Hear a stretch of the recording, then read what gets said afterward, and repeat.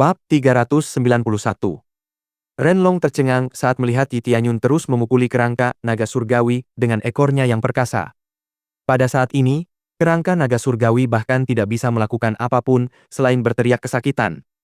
Yi Tianyun segera menggunakan teknik rahasia cloningnya untuk menyelesaikan ini secepat mungkin. Sesaat kemudian, 3 naga jahat lainnya muncul. Mereka memiliki 30% dari kekuatan Yi Tianyun saat ini, yang berarti masing-masing dari mereka memiliki setidaknya 25 juta kekuatan tempur. Yi Tianyun segera memerintahkan ketiga klon dirinya untuk menyerang kerangka naga langit secara bersamaan. Seni bela diri apa itu? Kata Renlong dengan tak percaya karena dia belum pernah melihat seni bela diri seperti itu sebelumnya.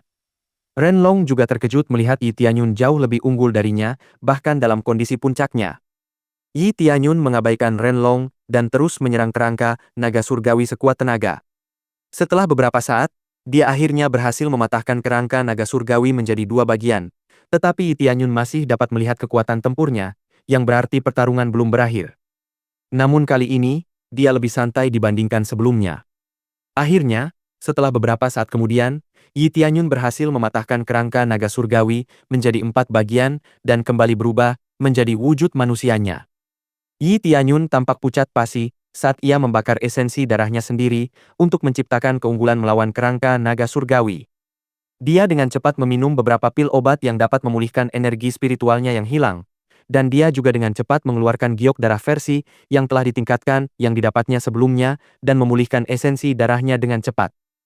Warna kulitnya segera kembali normal, dan untungnya Yi Tianyun tidak menerima dampak buruk atau kerusakan permanen akibat membakar sedikit sekali esensi darahnya.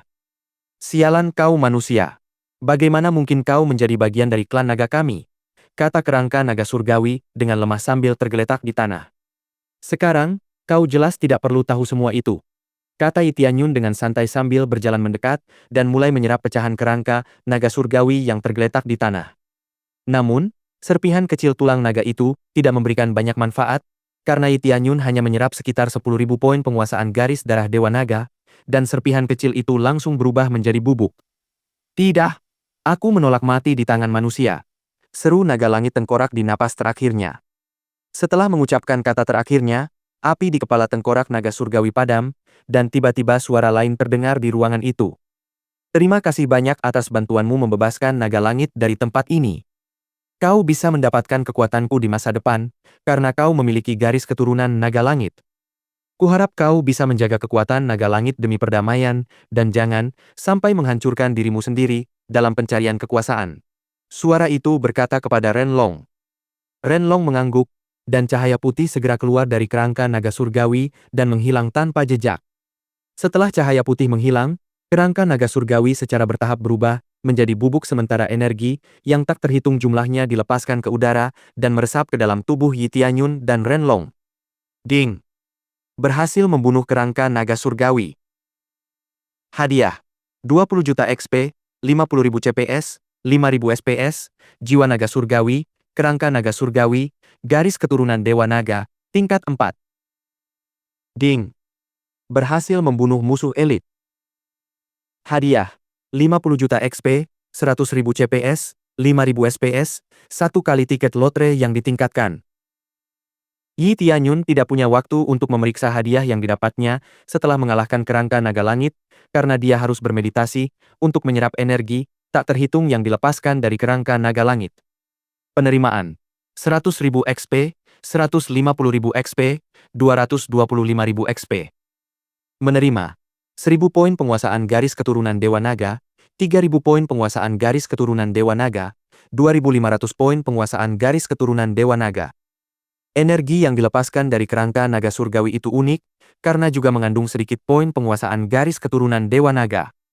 Situasi ini berlangsung selama beberapa hari, dan mereka berdua terus bermeditasi di ruangan itu dengan tekun.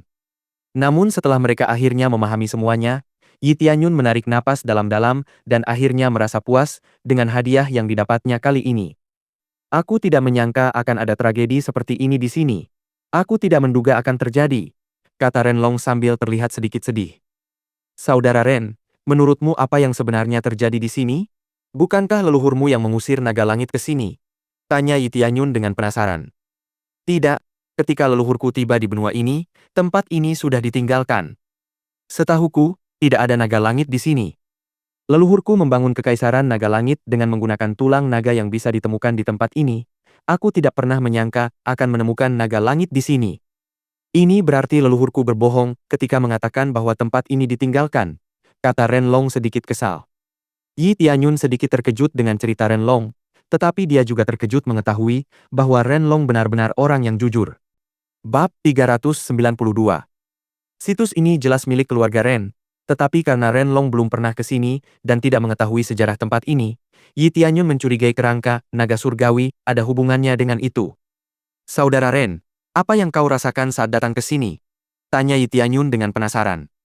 Saat aku masuk, aku merasakan sesuatu memanggilku, menarikku ke ruangan ini, kata Renlong sambil mencoba mengingat perasaan yang dia rasakan hari itu. Aku sudah tahu. Ini semua karena leluhur naga langit tadi. Kurasa dia mencoba memanggil keturunan naga langit untuk memberi petunjuk apakah mereka harus mengorbankan diri kepada kerangka itu atau membebaskannya. Jika kau membebaskannya, kau akan mendapatkan sejumlah besar esensi naga, tetapi jika kau dikorbankan, kau akan mati, kata Yi Tianyun menjelaskan teorinya. Saat Yi Tianyun menjelaskan, wajah Renlong tampak terkejut. Dia tidak pernah menyangka hal seperti itu bisa terjadi sampai Yi Tianyun menjelaskan teorinya. Ini masuk akal, tapi sayang sekali kita tidak bisa benar-benar mengetahui kebenarannya karena leluhur naga langit adalah satu-satunya yang mengetahuinya. Yang harus kita lakukan sekarang adalah keluar dari sini dengan selamat, kata Renlong dengan penuh tekad. Yi Tianyun mengangguk sambil berpikir bahwa tempat ini benar-benar jauh lebih berbahaya daripada yang ia bayangkan sebelumnya. Peta harta karun Gua Naga Melingkar menyebutkan bahwa tingkat bahayanya berada pada tahap inti roh puncak, padahal sebenarnya jauh lebih berbahaya dari itu. Dia memperkirakan bahwa tingkat bahayanya setidaknya berada di tahap roh void tingkat 7. Yi Tianyun dan Renlong segera mengikuti lorong yang terbuka begitu kerangka itu jatuh, dan di perjalanan, Renlong tak kuasa menahan kegembiraannya karena akhirnya ia bisa keluar dari tempat itu. Akhirnya aku bisa menghirup udara segar lagi. Aku sangat senang melihat apa yang telah berubah di luar sana, kata Renlong dengan gembira. Yi Tianyun hanya tersenyum dan terus berjalan ke depan karena dia juga ingin meninggalkan tempat itu. Pada saat yang sama, banyak orang berkumpul di luar gua, tampak gembira setelah berhasil menerima harta karun dari Gua Naga Melingkar. Namun sebagian dari mereka tampak sedih karena tidak mendapatkan apa-apa, ini karena mereka datang berkelompok, atau ada orang lain yang mendahului mereka untuk mendapatkan harta karun di jalur yang mereka pilih. Aku sangat senang bisa bertemu kakak lagi, kali ini aku ingin menunjukkan padanya bahwa aku sudah mencapai tahap inti roh, kata Su Fei dalam hati dengan penuh semangat. Wang Menglong juga keluar dari gua sambil terlihat kesal, ekspresinya menunjukkan segalanya, jelas sekali bahwa dia tidak mendapatkan harta karun apapun dari dalam gua. Su Fei, kau punya harta karun kan? Sekarang keluarkan dan berikan padaku. Wang Menglong menuntut dengan kasar. Apa? Apa yang kau bicarakan? Kata Su Fei, tampak bingung dengan permintaan Wang Menglong. Aku Wang Menglong. Dengarkan aku. Jika kau tidak mengembalikan harta karun yang kau dapatkan dari tempat ini, aku akan menghajarmu dan membawamu kembali ke keluarga Su. Tidakkah kau tahu bahwa keluarga Su menawarkan hadiah untuk membawamu kembali kepada mereka hidup-hidup? Kata Wang Menglong dingin. Baiklah, kau boleh coba kalau mau, kata Su Fei sambil mengambil posisi pedang. Dia sama sekali tidak takut melawan Wang Menglong. Kau berani menentangku? Kau sungguh tak menghargai hidupmu sendiri, kata Wang Menglong sambil juga mengambil sikap. Kurasa kaulah yang tidak menghargai hidupmu sendiri di sini. Sebuah suara tiba-tiba mengejutkan Wang Menglong dari belakang. Wang Menglong segera menoleh ke belakang dan melihat bahwa suara itu milik Yi Tianyun dengan Kaisar Agung Ren mengikuti di belakangnya. Namun, tidak ada yang mengetahui identitas Renlong. Kakak Yi, aku sudah menunggumu, kata Su Fei dengan penuh semangat. Nah, apa yang kita punya di sini? Kau juga punya harta karun kan? Cepat berikan padaku. Wang Menglong menyela percakapan. Apa yang akan terjadi jika aku menolak? Tanya Yi Tianyun dengan acuh tak acuh. Jika memang demikian, maka aku sendiri yang akan mencari harta karun dari tubuhmu, kata Wang Menglong sambil mengubah lengannya menjadi cakar naga. Yi Tianyun tidak merasa terancam oleh transformasi Wang Menglong. Tetapi ia harus mengakui bahwa ia sedikit terkesan dengan keluarga Wang, karena jelas bagi Tianyun bahwa keluarga Wang telah mengumpulkan sumber daya yang dibutuhkan untuk mengumpulkan esensi naga di benua ini. Wang Menglong segera menyerbu ke arah Yi Tianyun dengan niat membunuh, tetapi Yi Tianyun jelas lebih cepat, karena dia segera menghindari serangan itu dan meraih cakar, naga Wang Menglong lalu membantingnya ke tanah. Apakah ini tangan yang akan menggeledah tubuhku? Tanya Yi Tianyun dengan acuh tak acuh. Bajingan! Apa kau tidak tahu siapa aku? Lepaskan aku sekarang! Seru Wang Menglong dengan marah. Yi Tianyun mendesah, dan segera memelintir lengan Wang Menglong dalam sekejap, dan suara tulang yang patah serta jeritan kesakitan langsung memenuhi udara. Bab 393. Yi Tianyun jelas tidak peduli dengan status orang lain, siapapun yang berani mengganggunya atau orang-orang di sekitarnya akan diperlakukan sebagai musuhnya, dan karena itu, dia tidak akan peduli apakah orang itu cacat seumur hidup atau bahkan mati. Tanganku! Kau mematahkan tanganku! Wang Menglong berteriak cukup keras, sehingga siapapun di tempat itu bisa mendengarnya. Aku bersumpah bahwa keluarga Wang tidak akan membiarkanmu lolos begitu saja. Aku sendiri akan memastikan bahwa keluarga Wang akan memusnahkan seluruh keluargamu. Wang Menglong mengancam Yi Tianyun.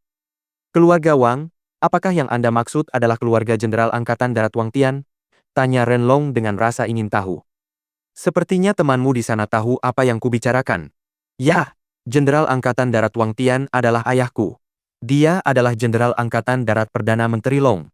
Kau akan segera mati, kata Wang Menglong dengan marah. Pada saat yang sama, Yi Tianyun bertanya-tanya, apakah Jenderal Wang Tian ini adalah Jenderal Wang yang sama yang telah ia bunuh sebelumnya. Tentu saja, nama keluarga Wang umum di daerah ini, tetapi jika Jenderal Wang yang ia bunuh sebelumnya adalah ayah dari Wang Menglong, bagaimana mungkin Wang Menglong tidak mengetahuinya? Wah! Kau banyak bicara ya? Aku akan bicara dengan Jenderal Wang dan lihat apa yang ingin dia lakukan dengan anaknya, kata Renlong sambil mencibir ke arah Wang Menglong. Kaulah yang banyak bicara. Kau pikir kau siapa? Kaisar Agung? Aku sudah menyarankanmu untuk pergi dengan patuh setelah meninggalkan hartamu. Kau akan mati jika tidak mematuhiku, kata Wang Menglong dengan marah. Setelah mendengar perkataan Wang Menglong, Yi Tianyun tak kuasa menahan tawanya. Lagi pula, orang yang berada di hadapan Wang Menglong adalah Kaisar Agung sendiri. Pada saat yang sama, Hua Xing terkejut melihat Yi Tianyun tertawa begitu keras karena dia baru saja keluar dari gua. Namun, saat ia melihat situasi di hadapannya, ia terkejut melihat Kaisar Agung berdiri di dekat Yi Tianyun, masih hidup. Sebagian besar orang belum pernah melihat Kaisar Agung Ren secara langsung karena Kaisar Agung jarang menampakkan diri dan selalu mengabdikan dirinya untuk kemajuan kekaisaran.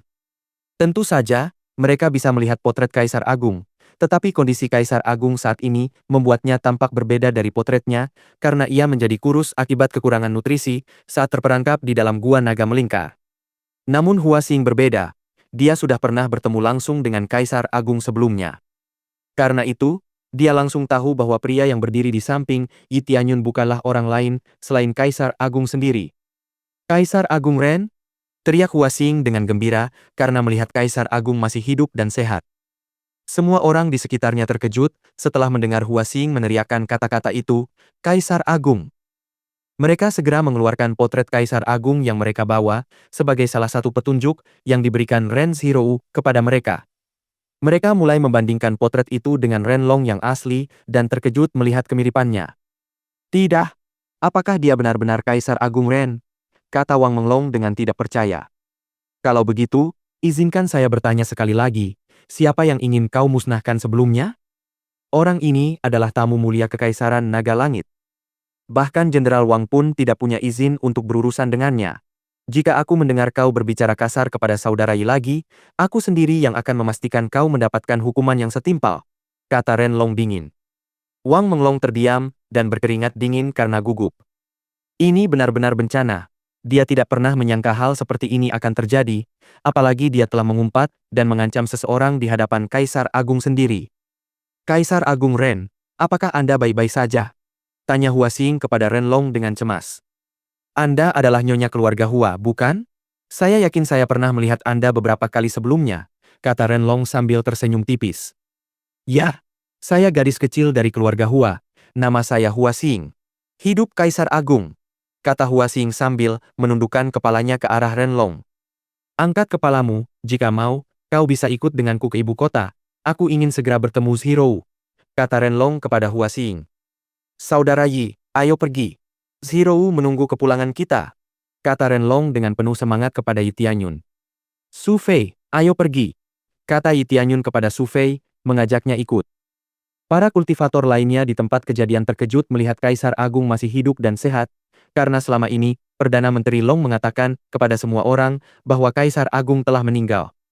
Kakak Yi, aku sudah mengikuti instruksimu, dan aku menemukannya. Aku menemukan harta karunnya. Biar kutunjukkan padamu, kata Su Fei dengan penuh semangat. Tidak, jangan dikeluarkan di sini. Kau tidak akan pernah tahu apa yang akan dilakukan orang jika kau mengeluarkan barang berharga di depan umum, kata Yi Tianyun, mencegah Su Fei mengeluarkan harta karun yang didapatnya dari Gua Naga Melingkar. Oh ya, kau benar. Maafkan aku, kakak, itu tidak akan terjadi lagi, kata Su Fei dengan tegas. Baiklah, aku senang kau bahagia dengan apapun yang kau dapatkan di sana, pasti itu sesuatu yang memuaskan, kan? Nah, jika kau mau, kau bisa bergabung dengan faksiku, orang sepertimu selalu diterima dengan senang hati, kata Yi Tianyun dengan tulus. Ya, kakak, itu memang harta karun yang luar biasa. Tapi kakak Yi, maaf, aku harus menyelesaikan masalahku dengan keluarga Qin dulu. Tapi aku bersumpah begitu selesai, aku akan segera menemuimu, kata Su Fei dengan penuh tekad. Baiklah, karena kau sudah mengambil keputusan, aku tidak akan menghentikanmu, tetapi aku akan menunggu sampai kau bergabung dengan faksiku nanti, kata Yi Tianyun sambil tersenyum tipis. Terima kasih banyak, kakak. Aku akan menyelesaikan masalah ini secepat mungkin, dan aku tidak akan mengecewakanmu, kata Su Fei dengan penuh tekad. Bab 394. Su Fei segera pergi, setelah mengucapkan selamat tinggal kepada Yi Tianyun. Saudaraku, sepertinya kau cukup tertarik pada pemuda itu, kata Renlong dengan rasa ingin tahu. Yah, dia orang baik, dan sepertinya dia punya bakat untuk menjadi jenderal yang berwibawa, dan itulah mengapa aku ingin dia bergabung dengan faksiku nanti, kata Yi Tianyun dengan penuh semangat. Oh, aku tidak tahu kau punya faksi sendiri, dari faksi mana kau berasal, saudara Yi? Tanya Renlong dengan penasaran. Ini faksi baru, masih faksi kelas 3 pula. Kurasa belum banyak orang yang tahu tentang kami, jadi percuma saja memberitahu siapapun, kata Yi Tianyun sambil sedikit tersenyum. Faksi tingkat 3? Dengan kemampuanmu, seharusnya itu faksi tingkat 4, bukan? Tapi tentu saja, aku bisa membantumu berbicara dengan keluarga Su nanti. Dengan persetujuan keluarga Long, aku yakin keluarga Su akan mendukungnya untuk bergabung dengan faksimu, kata Renlong sambil tersenyum hangat. Tidak apa-apa, dia akan segera datang membantuku. Aku yakin dia mampu menyelesaikan masalahnya sendiri untuk saat ini, kata Yi Tianyun dengan percaya diri. Kalau begitu, beritahu saja jika kau butuh bantuan, kata Renlong dengan percaya diri. Terima kasih, tapi kurasa aku tidak akan melakukannya. Aku tidak ingin menggunakan wewenang kaisar dengan sembarangan seperti itu.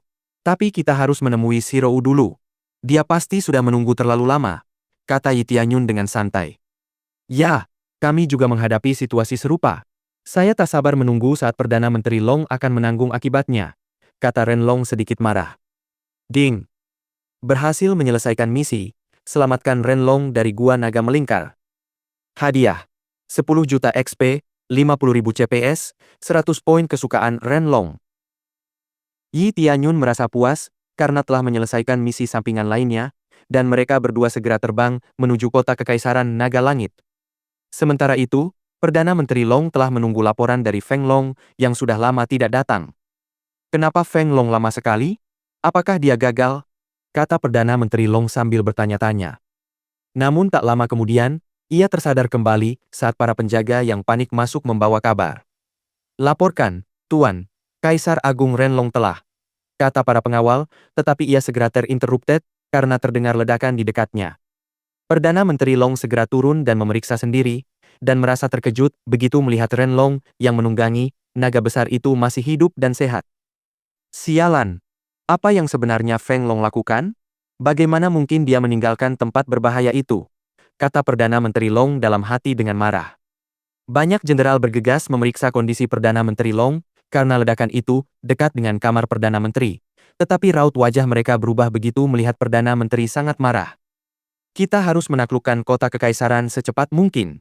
Kita tidak bisa membiarkan Renlong merebut kembali tahtanya, seru Perdana Menteri Long dengan marah. Tunggu, Perdana Menteri. Tidakkah Anda berpikir kita terlalu terburu-buru? Kita tidak bisa kehilangan dukungan dari keluarga berpengaruh hanya karena kita tidak merencanakan semuanya terlebih dahulu, kata seorang jenderal dengan percaya diri. Renlong masih hidup. Apa kau pikir aku punya kesempatan nanti setelah tahu Kaisar Agung telah kembali?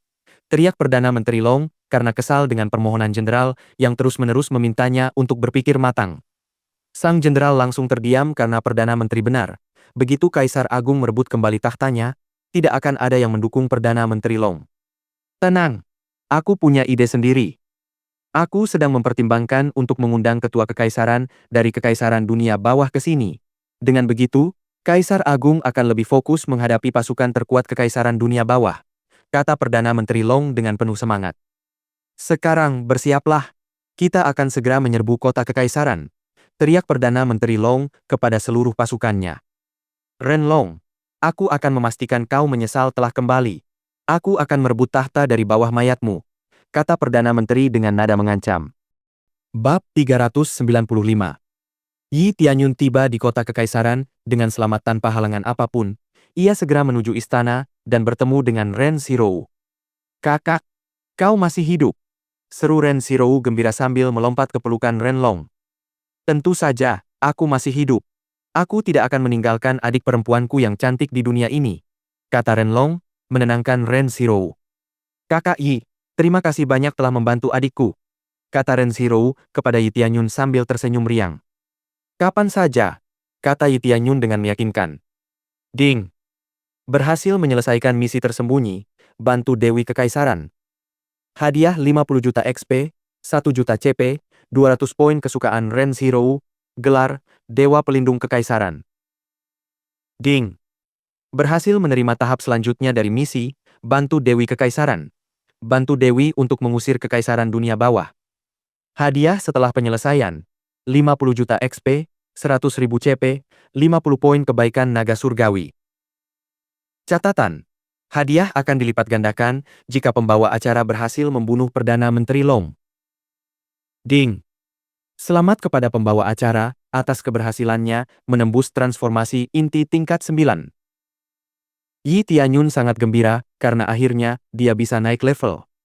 Sekarang dia hanya perlu melewati satu level lagi, dan kemudian dia bisa memasuki tahap roh hampa yang terkenal kejam. Terlebih lagi, dia sangat gembira melihat hadiah misi selanjutnya akan berlipat ganda jika dia membunuh Perdana Menteri yang terkenal itu. Kita harus membunuh Perdana Menteri, kata Yi Tianyun dalam hati. Ren Xirou, yang mendengar semua perkataan Yi Tianyun, bertanya dengan penasaran. Kakak, apakah kau bersungguh-sungguh dengan apa yang kau katakan? Tentu saja, tapi kurasa kita tidak perlu mendatanginya. Dia akan datang sendiri kepada kita, kata Yi Tianyun dengan percaya diri. Mustahil. Kurasa dia tidak akan mempertaruhkan keselamatannya sendiri dengan datang ke kota kekaisaran ini, kata Ren Xirou dengan terkejut. Itu mungkin. Aku yakin dia berpihak pada kekaisaran dunia bawah, dan jika kekaisaran dunia bawah juga menyerang kota kekaisaran pada saat yang sama, dia akan dengan mudah lolos dari pantauan kita, kata Yi Tianyun dengan percaya diri. Kekaisaran dunia bawah? Apa kau serius? Kata Renlong dengan terkejut. Ya, pria yang datang dan mencoba menculik Ren Xirou saat aku pertama kali tiba di sini berasal dari kekaisaran dunia bawah. Aku yakin akan hal itu, kata Yi Tianyun dengan percaya diri. Jika memang demikian, maka kita akan menghadapi masalah. Preceptor kekaisaran dari kekaisaran dunia bawah adalah musuh yang licik, kata Renlong dengan cemas. Tapi, aku yakin mereka tidak akan bisa memaksa masuk selama kita memiliki harta karun rahasia naga surgawi, tambah Renlong, meyakinkan Ren Xirou. Mereka semua terdiam saat mulai memikirkan rencana sendiri. Apakah ada ahli dengan kultivasi yang lebih tinggi di Kekaisaran Naga Langit? Mungkin satu atau dua leluhur tua? Tanya Yi Tianyun dengan rasa ingin tahu. Aku khawatir mereka sudah pergi. Tidak ada yang benar-benar tahu kemana mereka pergi. Mereka pergi untuk mencari leluhur lama, kata Ren Xirou dengan sedih. Yi Tianyun mengangguk mengerti. Dia tahu bahwa begitu faksi tersebut stabil, leluhur tua itu tidak punya alasan lagi untuk tetap berada di faksi tersebut, dan oleh karena itu, jika mereka memilih untuk pergi, itu tidak masalah. Kalau begitu, kita hanya bisa mengandalkan diri kita sendiri, kata Yi Tianyun sambil tersenyum tipis. Tentu saja, masa depan kekaisaran berada di tangan kita, kata Renlong dengan penuh tekad. Tapi, saudara Yi, Kau tidak punya kewajiban untuk membantu kami. Jika kau memilih untuk pergi, kami tidak akan mempermasalahkan itu, kata Ren Zhirou dengan cemas.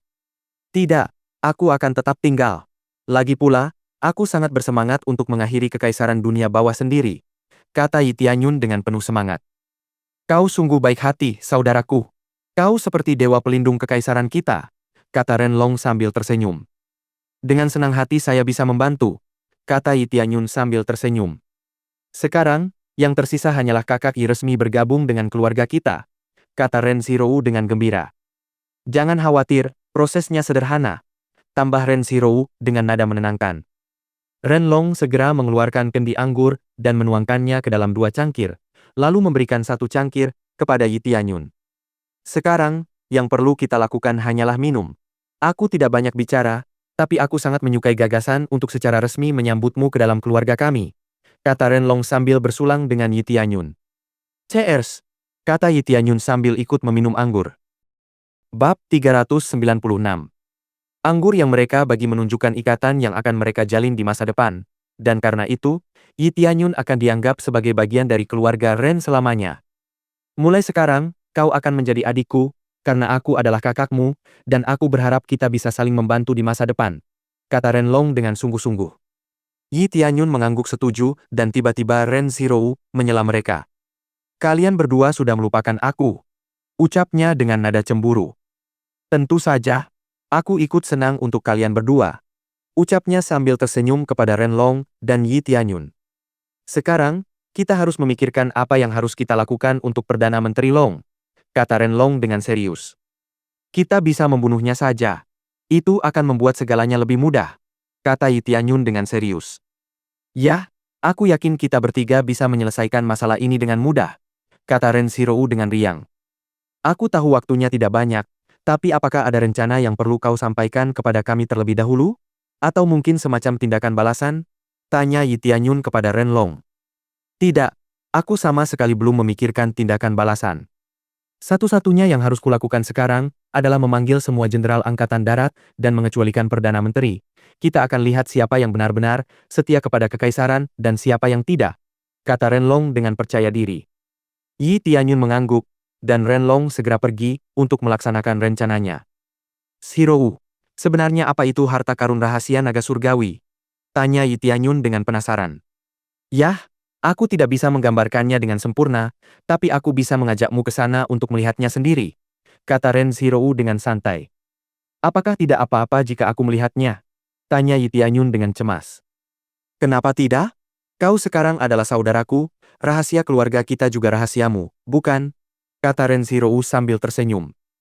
Bagaimanapun juga, sejauh ini, hanya aku dan kakak Ren yang bisa menggunakan harta karun rahasia naga surgawi, jadi kurasa memberitahumu tidak akan membuat perbedaan untuk saat ini. Ren Zhirou menambahkan sedikit menggoda Yi Tianyun. Yah, sejauh ini kau benar. Aku ingin melihat harta karun rahasia ini, karena itu membuatku penasaran, kata Yi Tianyun sambil tersenyum. Ren Zhirou mengangguk dan membawa Yi Tianyun ke lorong bawah tanah. Tetapi yang aneh adalah lorong ini tidak dijaga, siapapun bisa keluar masuk sesuka hati. Namun, dia tahu bahwa mekanisme pengamanan sudah terpasang di ruangan yang berisi harta karun rahasia. Saat ia turun, Yi Tianyun dapat merasakan perasaan yang hampir mirip dengan aura naga langit, tetapi tidak sekuat naga langit. Tak lama kemudian, Yi Tianyun akhirnya tiba di ruang harta karun, dan dia melihat sebuah bola melayang yang memancarkan aura serupa dengan kerangka naga surgawi. Yi Tianyun melihat bahwa bola itu terhubung ke tanah oleh energi seperti urat. Yi Tianyun menduga bahwa urat energi ini meliputi seluruh kota kekaisaran karena Ren Zhirou telah mengatakan bahwa harta rahasia dapat melindungi seluruh kota. Maka, Yi Tianyun segera menatap harta karun rahasia itu dengan mata penilainya. Harta karun rahasia naga surgawi, alat ilahi tingkat rendah. Dibuat dengan jiwa naga surgawi, kerangka naga surgawi, dan esensi darah naga surgawi. Membutuhkan pandai besi berpangkat Grand Master untuk menempa. Efek: peningkat kekuatan naga surgawi, memanggil naga surgawi tingkat tahap roh void, perisai pertahanan.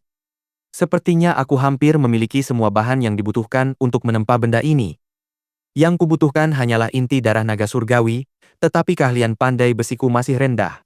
Aku masih harus menempuh jalan panjang sebelum bisa menempa benda ini, kata Yi Tianyun dalam hati. Harta karun rahasia naga surgawi ini adalah alat ilahi, dan itulah sebabnya kekaisaran dunia bawah bersikeras untuk menaklukkan kekaisaran kita, kata Ren Zhirou kepada Yi Tianyun.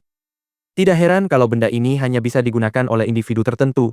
Alat tingkat ilahi bisa mengenali tuannya, kan? Tanya Yi Tianyun penasaran. Ya, yang kau butuhkan hanyalah setetes darah. Jika darahmu dikenali oleh alat ilahi, ia akan menganggapmu sebagai tuannya, kata Ren Zhirou menjelaskan cara kerja alat ilahi. Sebenarnya, Perdana Menteri Long juga melakukan hal yang sama, tetapi untungnya, dia tidak dikenali oleh harta karun rahasia, kata Ren Zhirou lega. Yi Tianyun mengangguk mengerti, ini agak mirip ujian. Bolehkah aku menyentuhnya? Tanya Yi Tianyun penasaran sambil berjalan menuju harta karun rahasia. Ya, tapi bersikaplah lembut.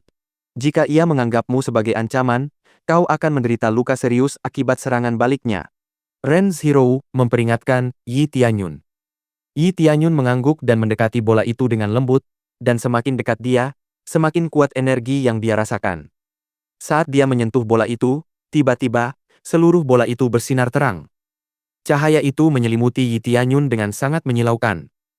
Bagaimana mungkin? Seorang pemilik baru harta karun rahasia? Kata Ren Zhirou dengan kagum. Bab 397. Setelah beberapa saat, pancaran cahaya meresap ke dalam tubuh Yi Tianyun, dan seketika Yi Tianyun merasa terhubung dengan harta rahasia naga surgawi, dan dia merasa seolah-olah dia bisa mengendalikan harta rahasia itu sesuka hatinya. Apa yang baru saja terjadi? Yi Tianyun bertanya kepada Ren Zhirou dengan rasa ingin tahu. Saudaraku, kurasa kau diakui sebagai pemilik harta karun rahasia naga surgawi. Apa sebenarnya yang kau lakukan? Kata Ren Zhirou sambil masih takjub dengan apa yang baru saja terjadi. Aku tidak tahu, aku hanya menyentuhnya. Yi Tianyun berkata tanpa daya, dia tidak tahu apakah tindakannya dilarang atau tidak. Lalu, bisakah kau mencoba mengendalikan harta karun rahasia itu? Tanya Ren Zhirou dengan penasaran. Yi Tianyun mengangguk dan segera menyentuh orb itu sekali lagi, dan kali ini, sebuah penghalang yang terbuat dari cahaya mengelilingi tubuh Yi Tianyun. Kau benar-benar mampu mengendalikan harta karun rahasia. Luar biasa, kata Ren Zhirou, tampak semakin terkejut.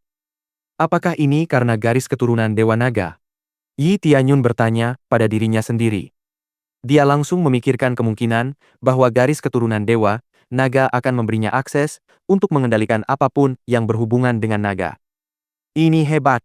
Sekarang kita bertiga bisa mengendalikan harta karun rahasia, kekuatannya akan jauh lebih besar dari sebelumnya, kata Ren Zhirou, membuat Yi Tianyun tersadar. Benda ini bisa dikendalikan oleh banyak orang sekaligus? Bukankah itu akan menyebarkan kekuatannya?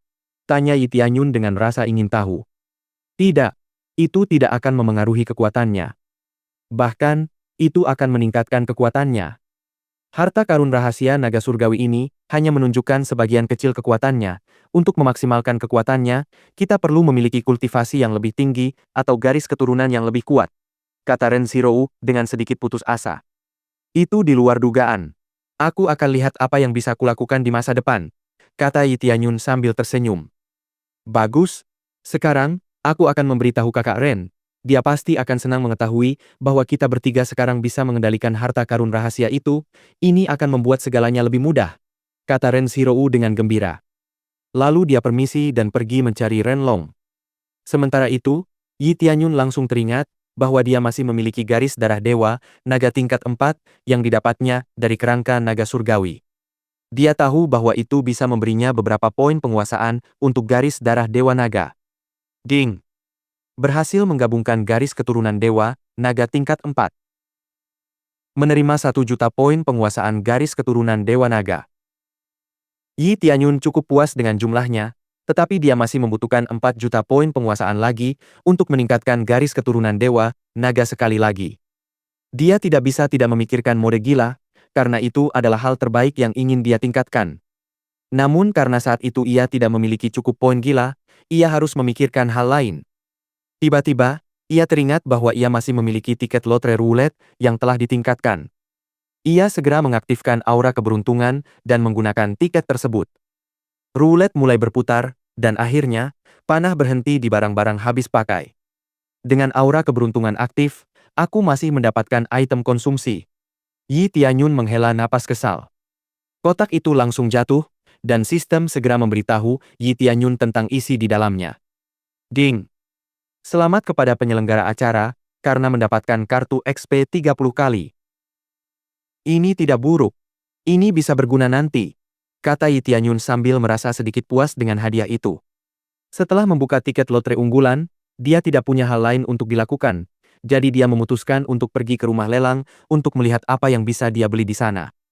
Dia memutuskan untuk membiarkan Ren Long dan Ren Zhirou untuk sementara waktu, karena dia tidak ingin mengganggu pertemuan politik mereka. Maka, Yi Tianyun langsung terbang ke pasar dan akhirnya melihat sebuah rumah lelang bernama Naga Surgawi. Dia langsung masuk ke tempat itu dan disambut oleh seorang pramuniaga. "Ada yang bisa saya bantu temukan, Tuan?" tanya gadis itu dengan sopan. "Yah, saya di sini untuk membeli rumput pengumpul jiwa, apakah Anda punya?" tanya Yi Tianyun dengan santai. "Maaf, Pak, tapi kami kehabisan rumput pengumpul jiwa akhir-akhir ini," kata gadis itu meminta maaf. "Begitu ya, sayang sekali," kata Yi Tianyun sambil menggelengkan kepalanya, sepertinya di benua ini, rumput pengumpul jiwa masih langka. Namun, begitu Yi Tianyun hendak pergi, seorang pria parubaya menghentikannya dan berbisik bahwa ia menjual rumput pengumpul jiwa. Yi Tianyun sedikit terkejut, tetapi dia tidak menyangka pria ini berbohong. Bab 398. "Kau punya rumput pengumpul jiwa?" tanya Yi Tianyun penasaran. "Ya, saya punya. Tapi saya hanya punya satu. Ikuti saya," kata pria parubaya itu dengan serius. Meskipun Yi Tianyun sendiri ragu, dia tetap mengikuti pria itu. Dia yakin bisa bertahan dalam situasi apapun jika pria parubaya ini berniat jahat. Di sudut sebuah gang, pria itu segera mengeluarkan rumput pengumpul jiwa dan memberikannya kepada Yi Tianyun. Namun, ada juga kristal merah kecil yang diambil bersama rumput pengumpul jiwa tersebut. "Maaf, kristal itu sebenarnya tidak seharusnya ada di situ. Tapi mungkin Anda juga tertarik untuk membeli kristal ini?" tanya pria itu penuh harap. "Tidak, saya hanya di sini untuk membeli rumput pengumpul jiwa," kata Yi Tianyun sambil mengembalikan kristal merah itu ke tangan pria tersebut. Pria itu tampak sedikit kecewa, karena Yi Tianyun tidak menunjukkan minat pada kristal merah itu, tetapi dia segera mengabaikannya. "Begitu ya? Kalau begitu, aku akan menjual rumput pengumpul jiwa ini seharga 1 juta batu roh. Bagaimana?" kata pria itu dengan penuh semangat. 500.000 batu roh. Saya yakin harga pasar rumput pengumpul jiwa adalah 300.000 batu roh, dan saya bersedia memberi Anda tambahan 200.000 untuk informasi tentang dari mana Anda mendapatkan rumput pengumpul jiwa, kata Yi Tianyun dengan percaya diri. Rumput pengumpul jiwa sangat langka di pasaran, tetapi bukan berarti tidak memiliki harga tetap di pasaran. "Sepertinya kau memang ahli.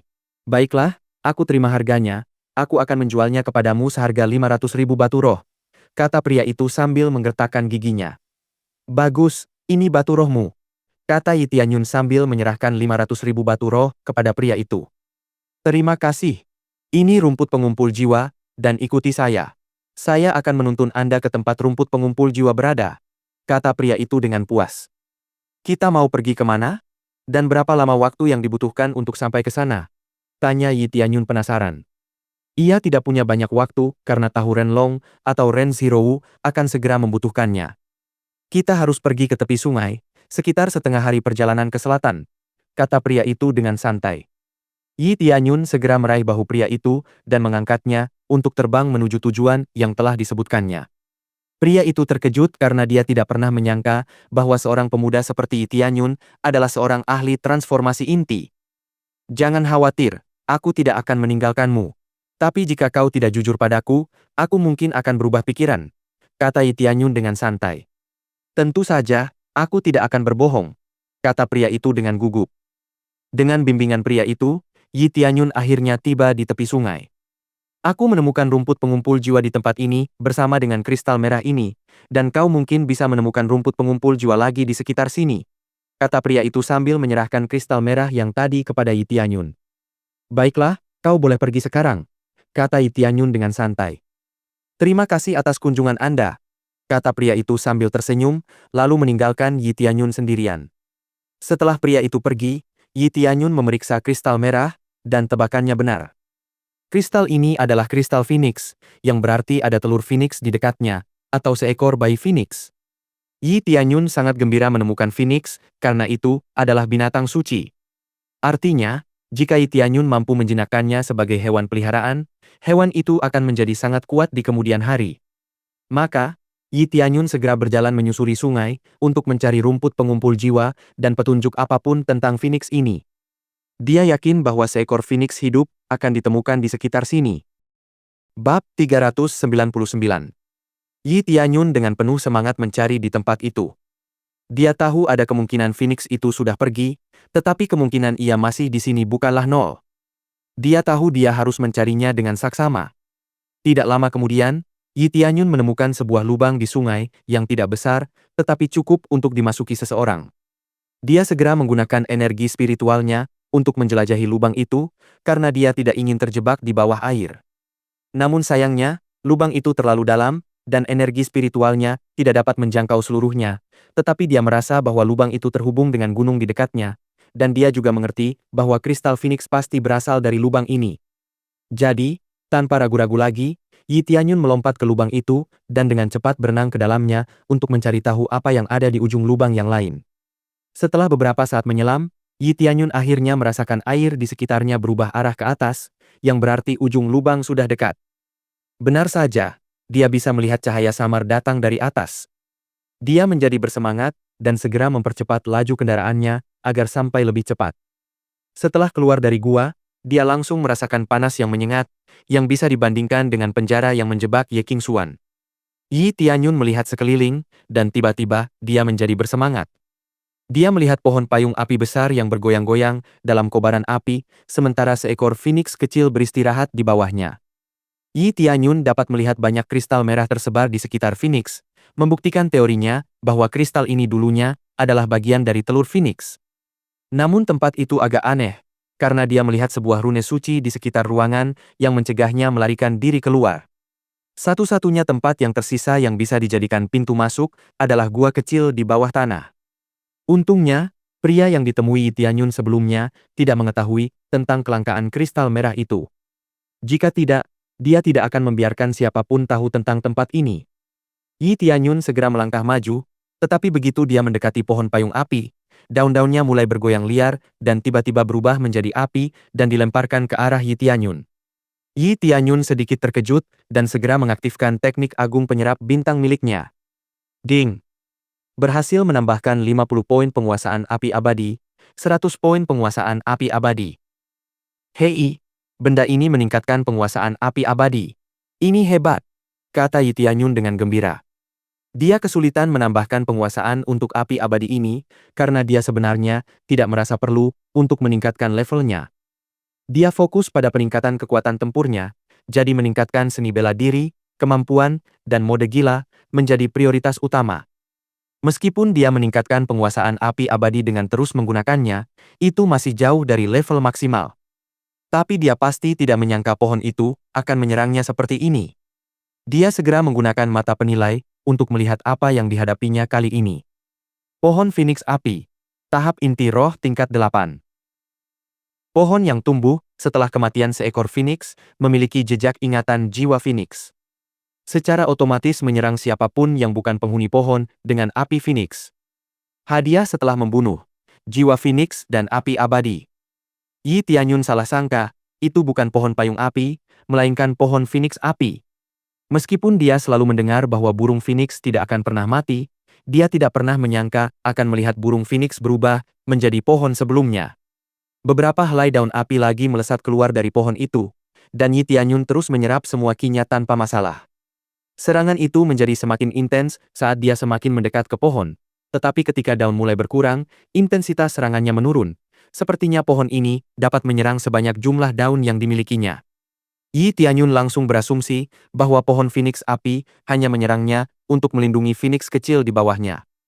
Yi Tianyun berpikir bahwa mungkin pohon itu awalnya adalah induk dari Phoenix kecil ini dan ingin melindunginya untuk terakhir kalinya. Yi Tianyun tidak tahu apakah pohon itu bisa berkomunikasi, tetapi dia sangat ingin. Yi Tianyun ingin meyakinkan pohon Phoenix api bahwa dia akan melindungi Phoenix kecil itu, karena dia tahu bahwa Phoenix kecil itu tidak bisa meninggalkan tempat ini, dan tempat ini tidak memiliki makanan untuk menopang kehidupan Phoenix kecil itu. Bab 400. Semakin dekat dia dengan pohon Phoenix api, semakin cepat tembakannya. Yi Tianyun tahu bahwa pohon itu akan segera mati, karena energi spiritualnya terkuras akibat terus-menerus diserang. Hentikan! Aku di sini bukan untuk menimbulkan bahaya. Aku melihat kristal Phoenix kecil di luar dan itu membangkitkan rasa ingin tahuku. Hanya itu. Teriak Yi Tianyun kepada pohon itu, tetapi pohon itu terus menembaknya dengan daun api. Berhenti! Lihatlah Phoenix kecil di sana. Jelas sekali ia kekurangan gizi. Jika terus begini, ia akan segera mati. Yi Tianyun berteriak lagi, mencoba membujuk pohon itu. Setelah mendengar perkataan Yi Tianyun, pohon itu berhenti menyerang untuk sementara waktu, tetapi menyerang lagi dengan ragu-ragu tidak lama kemudian. Dengarkan aku akan bersumpah untuk melindunginya selama aku mampu. Aku tidak akan pernah menyakitinya, dan aku akan memperlakukannya dengan baik. Aku bahkan bisa mengirimnya ke sarang Phoenix manapun yang kau inginkan, kata Yi Tianyun dengan tulus. Banyak kultivator menganggap binatang suci sebagai harta karun. Hal itu dapat dilihat pada naga dari Kekaisaran Dunia Bawah. Prajurit naga adalah salah satu kelompok militer berpangkat tertinggi di kekaisaran tersebut. Hal ini juga berlaku untuk Phoenix. Tidak mungkin Kekaisaran Dunia Bawah akan mengabaikan Phoenix manapun. Jika mereka menemukannya, mereka akan segera mengirim banyak perwakilan untuk mencoba mendapatkan Phoenix itu untuk diri mereka sendiri. Pada saat yang sama, pohon Phoenix api berhenti menyerang dan tampak tenang setelah mendengar sumpah Yi Tianyun. Sumpah adalah hal yang sakral, jadi ia tahu bahwa Yi Tianyun tidak akan bisa melanggar sumpah tersebut. Yi Tianyun juga tahu bahwa dia harus segera mengucapkan sumpah untuk menenangkan pohon Phoenix api. Aku, Yi Tianyun, akan melakukan yang terbaik untuk melindungi Phoenix kecil itu dan menemukan cara untuk mengirimnya pulang. Jika tidak, aku akan dihukum, kata Yi Tianyun dengan tulus. Tiba-tiba langit menjadi gelap, dan sebuah rune ilahi langsung jatuh ke arah Yi Tianyun, menandakan sumpah telah ditandatangani. Ini berarti Yi Tianyun tidak akan bisa melakukan apapun yang bertentangan dengan sumpahnya, dan dia harus menyelesaikannya agar terbebas dari sumpah ini. Setelah mengucapkan sumpah, Yi Tianyun mendekati pohon Phoenix api, dan seperti yang dia duga, pohon itu tidak menyerang lagi. Begitu dia berada di bawah pohon, pohon Phoenix api mulai bergoyang lagi, membuat daun-daun jatuh menimpa Yi Tianyun. Tetapi kali ini, api di daun-daun itu berbeda, terasa menenangkan, dan nyala api itu sendiri berubah menjadi titik penguasaan api abadi. Berhasil menerima 500 poin penguasaan api abadi, 789 poin penguasaan api abadi. Penguasaan api abadi meningkat pesat. Bersamaan dengan dedaunan yang berguguran, bayangan sesosok hantu muncul di samping pohon, menyusut menjadi burung Phoenix raksasa, bukan manusia. Kau berbeda dari manusia manapun yang pernah kulihat sejauh ini. Aku telah mempercayakan sisa api Phoenixku di dalam tubuhmu agar kau dapat menggunakannya di masa depan. Semakin kuat kultivasimu, semakin banyak api itu dapat membantumu, kata Phoenix itu kepada Yi Tianyun dengan lelah. Apa yang Anda butuhkan dari saya? Tanya Yi Tianyun dengan tulus. Tolong bantu aku mengirim Yan Er kembali ke sarang Phoenix. Setelah kau mengirimnya kembali, klan Phoenix kami akan memberimu hadiah yang setimpal, kata Phoenix itu dengan sungguh-sungguh. Sekali lagi, Yi Tianyun menerima sejumlah poin penguasaan api abadi. Dia tahu bahwa api abadi akan segera ditingkatkan. Ding! Selamat atas peningkatan level api abadi ke level bumi tingkat menengah. Kekuatan api meningkat 3 kali lipat, tingkat keberhasilan pandai besi, dan pemurnian pil meningkat. Level selanjutnya membutuhkan 500.000 penguasaan. Yi Tianyun sangat gembira melihat api abadinya meningkat level. Dengan begitu, dia cukup yakin bahwa dia bisa meningkatkan kualitas barang-barang yang dia buat atau olah. Ding! Berhasil menerima misi sampingan, mengantar seekor Phoenix kecil kembali ke sarangnya, sebuah harapan Phoenix. Hadiah setelah penyelesaian, 200 juta XP, 1 juta CPS, 300 PPS, 100 poin kesukaan klan Phoenix. Sebuah misi baru muncul dan berhasil mengejutkan Yi Tianyun karena ia melihat jumlah XP yang didapatkan paling besar dibandingkan misi-misi lainnya. Bersambung.